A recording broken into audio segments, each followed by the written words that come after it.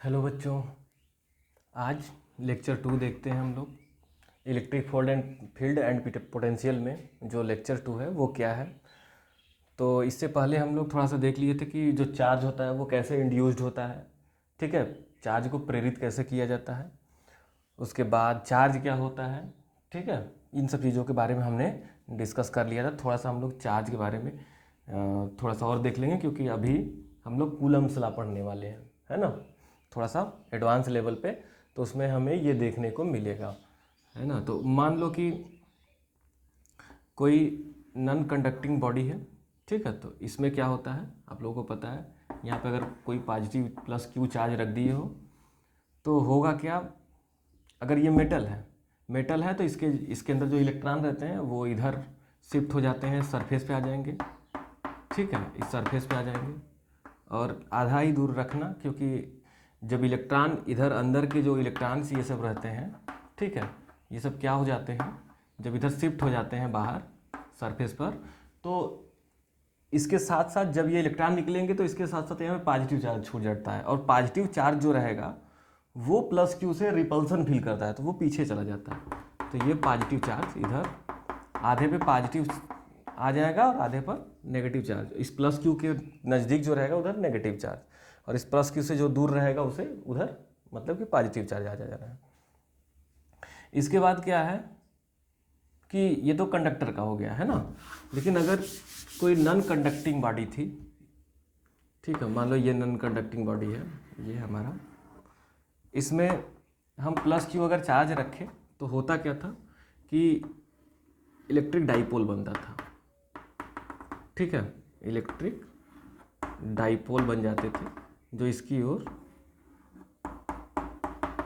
Attract होंगे। ठीक है, पॉजिटिव चार्ज जो रहता है इधर रहेगा, इस तरीके से इधर भी बनेंगे, प्लस हो गया, ये माइनस, प्लस माइनस। तो ये नॉन कंडक्टिंग बॉडी है, मतलब कुछ अलग जो रहता है, ठीक है, उसमें ये इलेक्ट्रिक डाइपोल बन जाते हैं, इसको हम लोग पोलराइजेशन कहते हैं। और ये जो नेगेटिव चार्ज इंड्यूस हो रहा है इसमें, ठीक है, वो इस पॉजिटिव चार्ज की ओर रहेगा, और पॉजिटिव चार्ज जो इंड्यूस हो रहा है इसमें वो इससे थोड़ा सा दूर रहता है। तो थोड़ा थोड़ा इस सरफेस पर, ठीक है, क्यू डैश माइनस में आ जाएगा, और इस सरफेस पर क्यू डैश थोड़ा थोड़ा प्लस में आ जाता है ना। तो ये नॉन कंडक्टिंग बॉडी में किस तरीके से होता है। अच्छा, इसका जो परावैद्युतांक होता है, ठीक है, इसका जो परावैद्युतांक होता है डाई इलेक्ट्रिक जो रहता है, इसको हम लोग क्या बोलते हैं कि को डाई इलेक्ट्रिक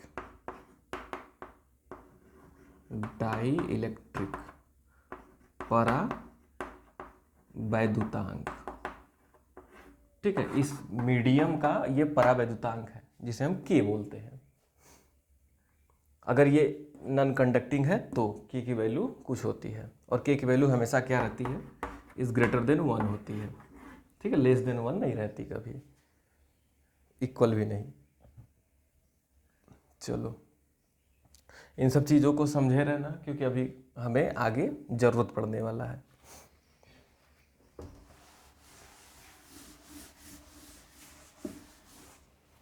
अब हम लोग चलते हैं कूलम्ब्स लॉ पर।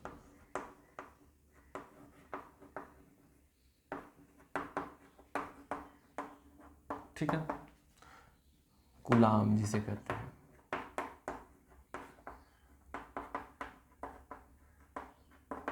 का नियम। तो कूलाम का नियम ये जो क्या बोल रहा है, ये बोलता है अगर एक तो प्लस Q1 चार्ज यहाँ पे है, Q2 चार्ज यहाँ पे प्लस में मान लो है, तो दोनों के बीच जो रिपल्सन फील होगा, F1 इधर लग रहा है, इधर भी इधर F2 लग रहा है, इसके कारण इस पर फोर्स लगता है और इसके कारण इस पर फोर्स लगता है। इसके बीच सेपरेशन जो R है, इसके बीच में जो दूरी है, ठीक है, वो क्या है, R है। तो इसके बीच ये जो फोर्स लगते हैं इनका जो मैग्नीट्यूड होता है बराबर होता है F1 = F2। जो ये इस पर फोर्स लगा रहा है और ये इस पर फोर्स लगा रहा है, वो कितना होता है, = 1/4πε0 Q1 Q2 R²। ये फोर्स होता है इस पर।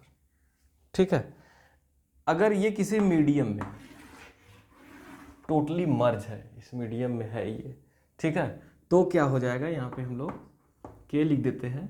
क्यों? क्योंकि के जो है इस मीडियम का डाइलेक्ट्रिक कांस्टेंट है। इस मीडियम का क्या है? के डाइलेक्ट्रिक कांस्टेंट है। कौन? के। अच्छा, इसके बाद जो है ये जो मीडियम है ये किस तरीके से इस फोर्स को अफेक्ट करता है। जो फोर्स है इसे दोनों इक्वल है तो F लिख सकते हो, F इक्वल टू इस फोर्स को किस तरीके से ये जो मीडियम है ये अफेक्ट करता है। हमको ये सीखना है यहाँ पे। ये तुम लोग 12th में सीखते हो, समझते हो इस बात को, है ना। और इसका थोड़ा सा वेक्टर फॉर्म देख लेते हैं कि इसका वेक्टर फॉर्म क्या होता है। तो वेक्टर फॉर्म आराम से तुम लोग समझ सकते हो। वेक्टर फॉर्म, तो वेक्टर फॉर्म क्या होगा? प्लस Q1 हो गया प्लस Q2 हो गया। मान लो कि एक हम वेक्टर ले लिए, ठीक है, जिसका डायरेक्शन क्या है? इधर है। वेक्टर R है जिसका डायरेक्शन किधर है? इस Q1 से Q2 की ओर है। तो Q1 इस पर फोर्स लगाएगा, ठीक है, मान लो F2 हो गया, और ये जो है F1 फोर्स लग रहा है। ये दोनों वेक्टर फॉर्म में है, ठीक है। तो इसका जो वेक्टर फॉर्म होता है वो क्या होता है? F इक्वल टू, चलो F2 लेते हैं पहले। F2 इक्वल टू ये जो R है F2 की ही डायरेक्शन में है, ठीक है। R का जो डायरेक्शन है देख लो, ये R जो वेक्टर है, पोजीशन वेक्टर है, उसका डायरेक्शन किधर है? F2 की ओर। तो F2 लेंगे तो 1/4 पाई एप्सिलॉन नॉट। ये मान लो अभी जो है ये वैक्यूम में है या एयर में है ना। तो Q1 Q2 अपान का R square into R cap ले लेते हैं, ठीक है, आर कैप। और आर कैप का डायरेक्शन क्या होगा? यही होगा। इधर आर कैप का डायरेक्शन पॉजिटिव है, क्योंकि ये जिस डायरेक्शन में है उसी डायरेक्शन में आर कैप का भी डायरेक्शन होगा। तो जब वेक्टर फॉर्म में लोगे तो आर कैप होना चाहिए। तो आर कैप की वैल्यू तुम लोगों को पता है क्या होता है? वेक्टर आर अपान का आर, यहाँ पे पुट कर दो तो ये हम लोगों का बन जाएगा वेक्टर आर अपान आर। ये आर यहाँ पे आ जाएगा तो ये हो जाएगा क्यूब। ये वेक्टर फॉर्म में आ गया। सेम एज अगर तुम लोग F2 निकाल लिए हो, ठीक है, F2 निकाल लिए, F1 अगर निकालना चाहो तो F1 का डायरेक्शन अगर देखोगे तो F2 डायरेक्शन इधर, तो F1 का डायरेक्शन इधर है, नेगेटिव है। तो ये फोर्स क्या आ जाएगा? माइनस में आ जाएगा। 1/4 pi epsilon not Q1 Q2 अपान का आर क्यूब वेक्टर आर, ये माइनस में आ जाएगा। तो इसका मतलब F1 F2 जो है मॉड में इक्वल है, मतलब इनके जो वैल्यू है वो इक्वल है, जो परिमाण है, जो मॉडुलस है इसका वो इक्वल है, लेकिन डायरेक्शन दोनों के क्या है? अलग अलग है। तो F1 इक्वल टू माइनस में वेक्टर F2, ये है vector F1 equal to minus में वेक्टर F2। ये तो ये न्यूटन्स थर्ड लॉ को फॉलो कर रहा है। किसको? Newton's third law. Third law को ये बता रहा है, ठीक है। दोनों इक्वल है और अपोजिट भी है। क्या है? इक्वल है, अपोजिट भी है। तो इसलिए एक्शन रिएक्शन लॉ यहाँ पे फॉलो हो रहा है, तो इसे हम लोग बोल देंगे कि न्यूटन थर्ड लॉ को ये फॉलो कर रहा है। मतलब कूलाम का नियम जो है, कूलाम्स लॉ जो है, ये न्यूटन्स थर्ड लॉ को फॉलो करता है, ठीक है। चलो ये वेक्टर फॉर्म में आ गया। इसके बाद जो है हमें ये देखना है कि इसके चारों तरफ अगर कोई मीडियम आ गया, ठीक है, और वो मीडियम कैसा है? मेटालिक नहीं है, ठीक है। ये मत समझना कि मेटालिक मीडियम है ना। कोई मीडियम है जिसका डाइलेक्ट्रिक कितना है? डाइलेक्ट्रिक कांस्टेंट के जो है कितना है? डाई इलेक्ट्रिक, ठीक है, कांस्टेंट हो गया। ये जो डाइलेक्ट्रिक कांस्टेंट है वो क्या है? के है। तो ये जो के है इस फोर्स को कैसे अफेक्ट करता है, इस बात को ज़्यादा विशेष स्पेशल तौर पे हमें समझना है। चलो देखते हैं, इसे मिटा दिया जाए, काम की चीज़ जो है। वो देखी जाए।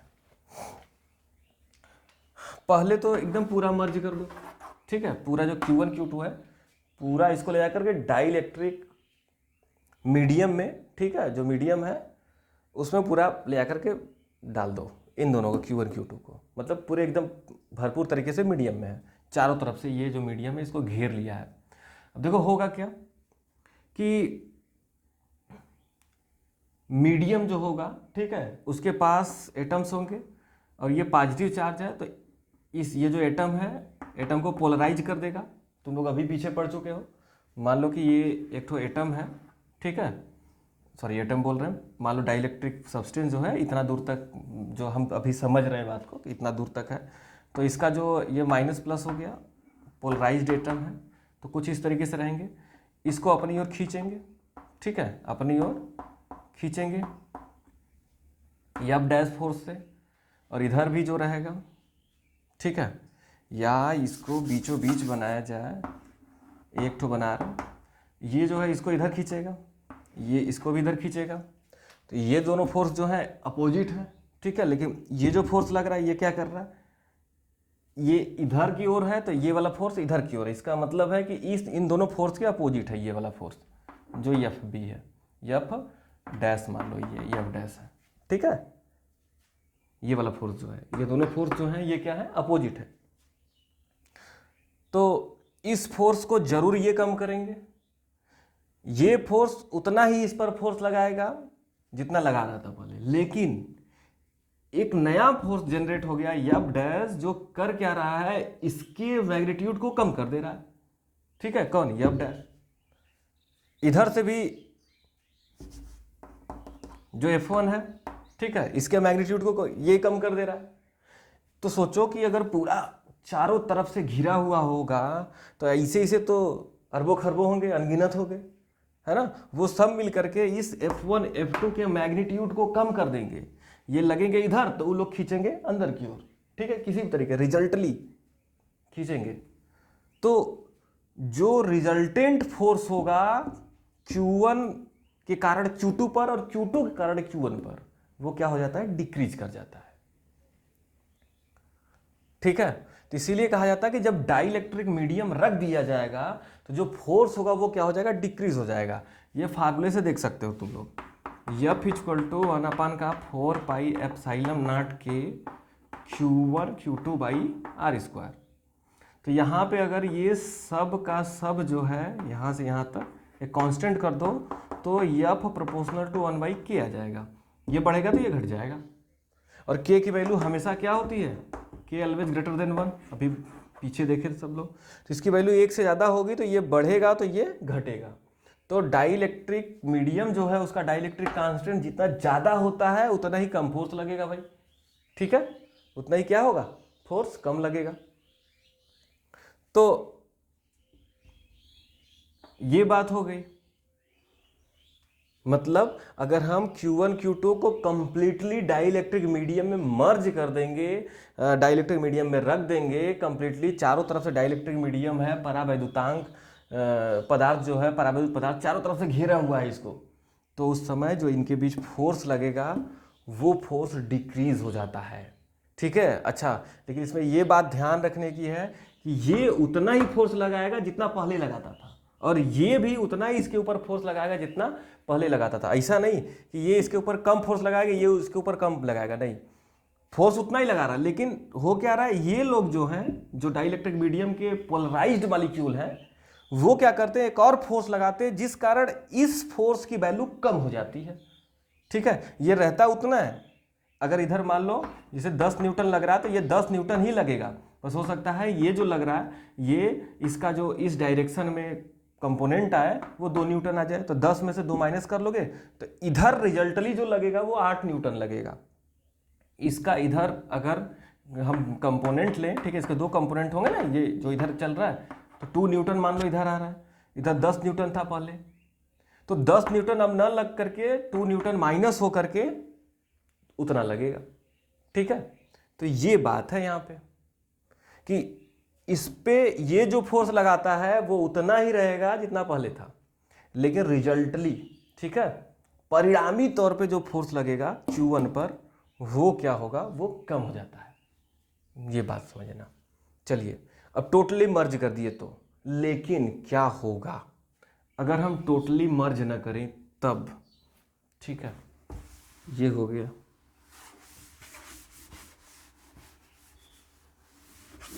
अब क्या किया जाए, ये हो गया Q1, ये हो गया Q2। इसके बीच में, ठीक है, पूरा कंप्लीटली फिल मत करो, इधर मत फिल, इसके बीच में खाली रखो ये जो स्लैब है, ठीक है, डाइलेक्ट्रिक स्लैब, इसके बीच में रख दिया। तो ये प्लस चार्ज है, प्लस चार्ज था, ये इधर लग रहा है, F2 मान लो इधर है, इधर F1 है, तो ये प्लस है, तो ये इसके अंदर डाइपोल इंड्यूस करेगा, है ना, प्रेरित करेगा, डाइपोल बनाएगा। तो यहाँ पे डाइपोल बनेंगे कुछ ऐसे माइनस प्लस, फिर उसके बाद यहाँ भी डाइपोल बनेगा माइनस प्लस, यहाँ भी डाइपोल बनेगा माइनस प्लस, यहाँ भी डाइपोल बनेगा माइनस प्लस। ठीक है, इसी तरीके से यहाँ भी बन जाएगा, बीच में भी बना रहेगा। ठीक है, हम उतना नहीं ले रहे हैं, माइनस प्लस माइनस प्लस, ठीक है, माइनस प्लस और माइनस प्लस हो गया, माइनस प्लस हो गया। ये अब इसको खींचना शुरू करेगा। ठीक है, तो ये देखा जाए कि ये जो नेगेटिव चार्ज है इस चार्ज को अपनी ओर खींचेंगे, है कि नहीं। मान लो Fm चार्ज लगाकर, Fm फोर्स लगाकर इसको इधर खींच रहे हैं, और ये लोग भी इसको खींचेंगे, फोर्स लगाएंगे अपनी ओर। ठीक है, Fm, तो इधर की ओर फोर्स लग रहा है, इधर से भी फोर्स लग रहा है, और इनके बीच जो फोर्स था F1 F2 ये अवे था, रिपल्सन का था, दूर था, दूर की उधर जा रहा था, उधर जा रहा था। लेकिन ये जो Fm है उल्टा खींच रहा है, इधर खींच रहा है। तो बताओ F1 की वैल्यू कम होगी कि नहीं? इसकी वैल्यू सॉरी कम नहीं होगी, लेकिन इसका और इसका रिजल्टेंट लिया जाएगा तो इस पर जो फोर्स होगा वो कम हो जाएगा। क्यों? क्योंकि अगर इधर 10 न्यूटन, ये मान लो इसका वाला इधर की वाला कंपोनेंट जो है मान लो 2 न्यूटन है, अगर इसका इधर का कंपोनेंट 2 न्यूटन है, इधर ये जो है ये 10 न्यूटन का है, तो 2 न्यूटन में से -2 न्यूटन कर लो, ठीक है, 10 में से 2 न्यूटन माइनस कर लो तो बचेगा 8 न्यूटन, तो वही इधर लगेगा, है ना।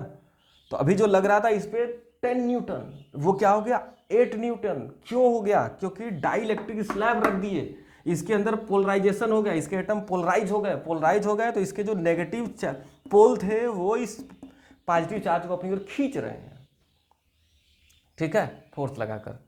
तो इसका मतलब यही समझे कि अगर में सेम चार्ज हो, सेम साइन के चार्ज हो, ठीक है, सेम चिन्हों वाले चार्ज हो, तो ऐसे चार्जों के बीच में अगर डाइलेक्ट्रिक स्लैब रखते हो तो इनके बीच फोर्स जो रहता है क्या कर जाएगा, कम हो जाएगा। जो फोर्स रहेगा वो कम हो जाएगा, बढ़ेगा नहीं, ठीक है, ये ध्यान रखोगे। तो इसका मतलब क्या समझे कि दो समान आवेशों के बीच, ठीक है, परावैद्युत पदार्थ रखने पर, ठीक है, क्या रखने पर, परावैद्युत पदार्थ रखने पर जो F रहता है वो क्या हो जाएगा, डिक्रीज कर जाएगा। जो कूलम्स फोर्स रहता है वो डिक्रीज कर जाएगा। अच्छा, ये बात समझ में गए? लगभग आपको बात समझ में आ रही होगी। नहीं समझ में आ रहा है वीडियो रोको, ठीक है, बैक करो, फिर से देखो इसको, बात कुछ समझ में आ जाएगी। फिर अगर में क्या होता, एक charge positive, second charge negative हो जाता, तो जो फोर्स लग रहे हैं, ठीक है, रिपल्सन वाले, अब ये फोर्स क्या हो जाते, अट्रैक्शन वाले F1 हो गया, इधर लगने लगता है F2, ठीक है। तो ये तो ठीक है, प्लस है तो ये माइनस वाला इंड्यूस करेगा, लेकिन ये अगर, सॉरी ये रहा माइनस, चलो इसको कर लो, ये नेगेटिव चार्ज है।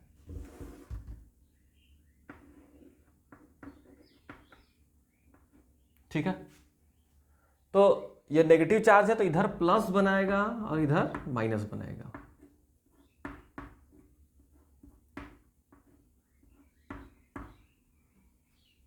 कुछ इस तरीके से, ये पॉजिटिव है तो इस तरीके से बनाएगा। तो सोचिए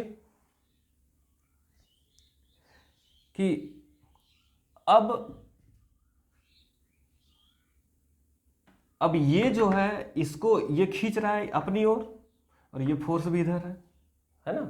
अब ये प्लस वाला चार्ज जो है पोलराइज्ड एटम का, वो जो इंड्यूस हुआ है उसका जो प्लस टर्मिनल है वो इसको अपनी ओर खींच रहा है, तो ये एम भी इधर। ठीक है, जो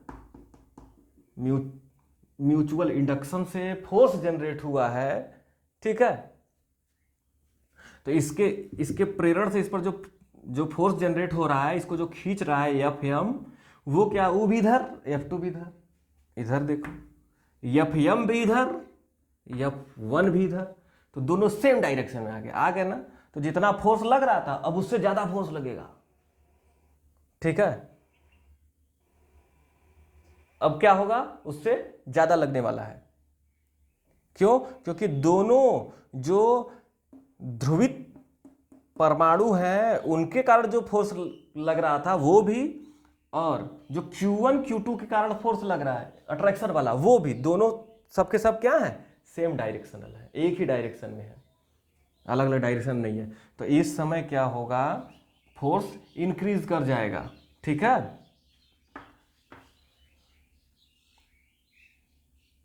F यहाँ पर डिक्रीज कर गया है। ठीक है, तो इसे अगर अंग्रेजी में लिखना चाहो तो क्या लिखोगे, F decreases when dielectric slab, ठीक है, placed between to same charge.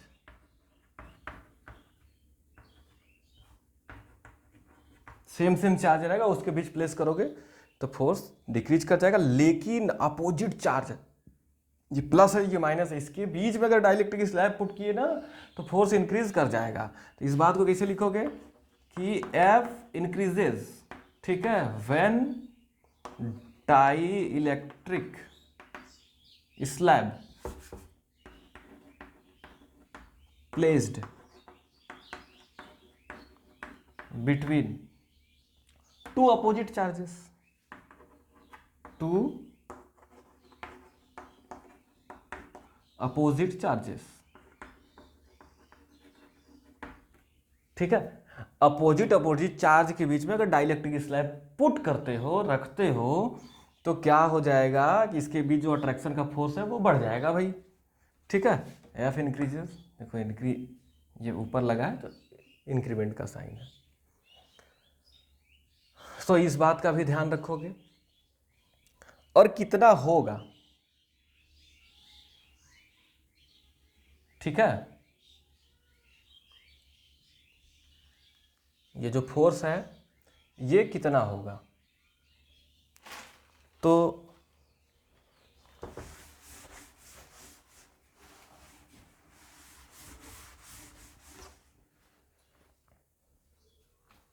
इसके बीच, स्लैब के बीच जो फोर्स लग रहा है, ठीक है, वो कितना होगा,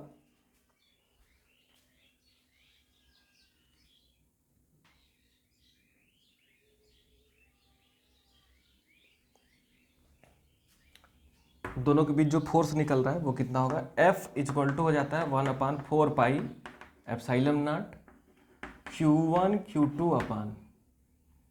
ठीक है, अगर इसकी मोटाई जो है T है तो वैसे तो R स्क्वायर होता है जनरल तौर पे, लेकिन अभी नहीं, R minus t plus t root में K का होल स्क्वायर, इतना फोर्स हो जाता है। ठीक है, ये जो फोर्स रहता है ये आया कैसे, इसके बारे में बात करेंगे हम लोग, लेकिन अभी नहीं, अभी बस ये जानो कि जो फोर्स होगा वो इतना हो जाएगा, कुछ इस तरीके से। ठीक है, तो ये बात आप लोग दिमाग में रखेंगे। ठीक है, कि कैसे डाइलेक्ट्रिक स्लैब जो है वो फोर्स को बढ़ा दे रहा है और कैसे फोर्स को घटा दे रहा है। ठीक है, तो ये बात हो गई आज हमारी कूलम्ब्स लॉ पे। ये थोड़ी सी बात कॉम्पिटिटिव है, तो आप लोगों को ध्यान रखना चाहिए कि किस तरीके से जो फोर्स है वो अफेक्ट होगा। ठीक है, तो एक बार रिकैप कर लेते हैं। अगर Q1 Q2 सेम चार्ज है, इसके बीच अगर डाइलेक्ट्रिक स्लैब रख देते हो K का, ठीक है, तो क्या हो जाएगा, इसके बीच जो फोर्स है सेम चार्ज रहेगा, है ना, तो फोर्स डिक्रीज कर जाएगा। और अगर में चार्जेस जो हैं, ठीक है, अलग अलग पोलैरिटी की हैं, एक प्लस है तो एक को माइनस है, इसके बीच स्लैब रख दिए के डाइलेक्ट्रिक कांस्टेंट का। ठीक है, तो जो फोर्स होता है F वो क्या कर जाता है, इंक्रीज कर जाता है। और अगर टोटल चार्ज Q1, ठीक है, Q2 यहाँ पे चाहे जो भी रहे उससे कोई फर्क नहीं पड़ता, अगर एक मीडियम में रख दिया गया पूरी तरीके से मर्ज है तो हमेशा ऑलवेज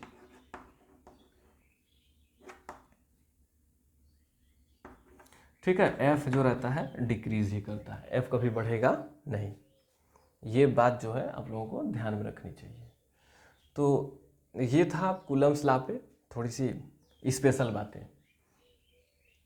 अब हम लोग जो है आगे बात करेंगे, लेकिन आज के लिए बस इतना पे विराम देते हैं। नेक्स्ट क्लास में हम लोग हो सकता है कुछ कूलम्ब्स लॉ पे न्यूमेरिकल्स को देखें, जो कि IIT JEE में और नीट में ये सब में पूछे गए हों, और 12th लेवल पे भी हम लोग इसको देखेंगे। ठीक है।